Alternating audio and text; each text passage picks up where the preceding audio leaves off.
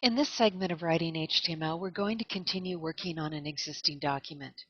First, I need to find my document, so I'm going to open up Computer.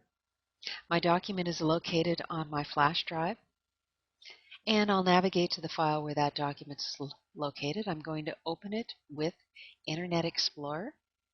Once I have it open in Internet Explorer, just to make sure I don't get confused by having too many windows open, I'm going to close the Windows folder.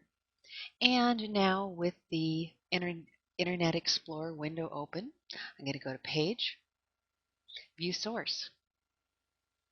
And I'm going to move into the body section of my document. The body section contains the content that is going to be displayed by your web browser.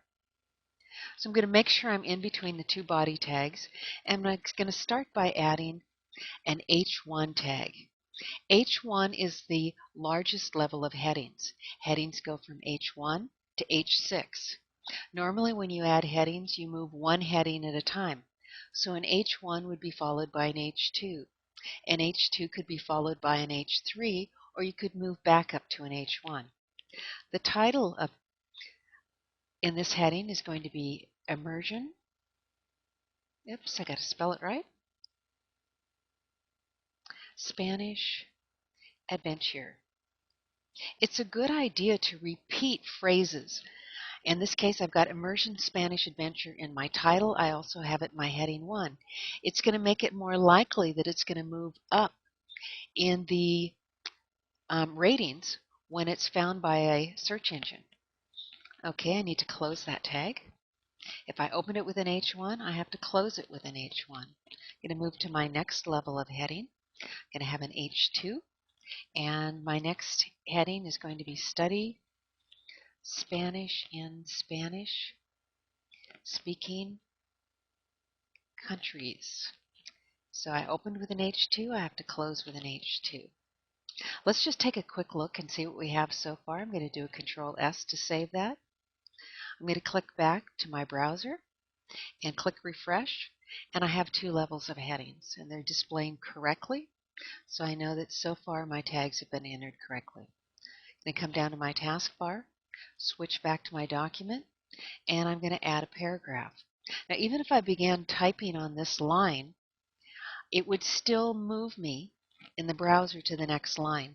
Headings are displayed on their own line, but I'm going to make sure to make it easy for myself to read by moving to the next line by pressing my Enter key. I'm going to create a paragraph, so I'm going to open it with the P tag and make sure I spell this right. Immersion in a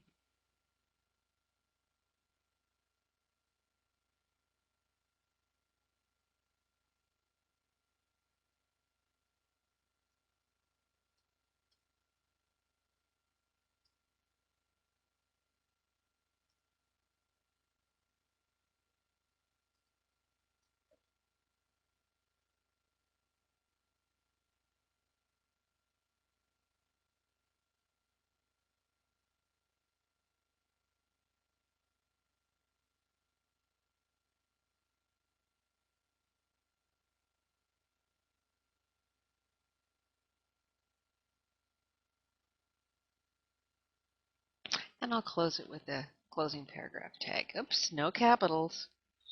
Now, I'm not sure if I spelled forgo properly, and one of the problems with a notepad is that it doesn't have a spell checker built in.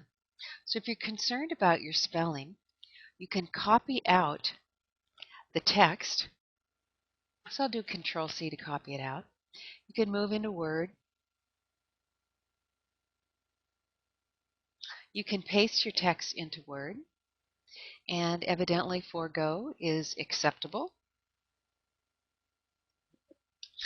Yes, it is using this thesaurus. So I click no to that. And then I can move back to my document.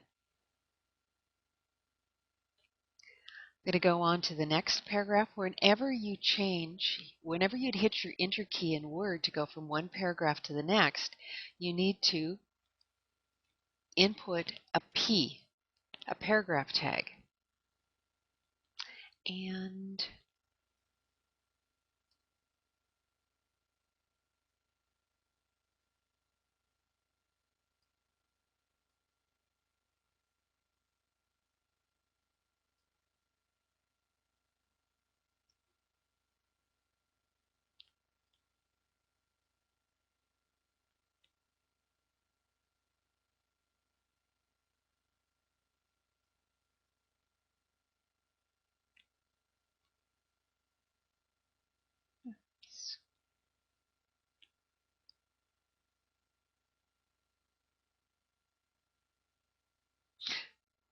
okay, I would like to format excellent so it's bold.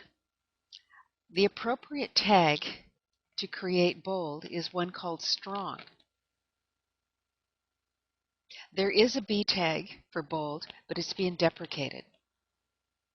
So I'm going to go in front of excellent and use strong as my opening tag, and you know the rest. I got to come in back of excellent and close it.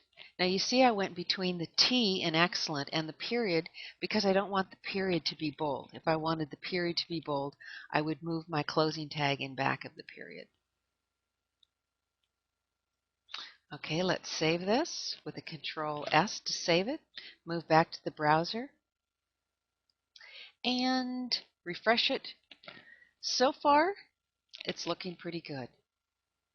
This is the end of this segment.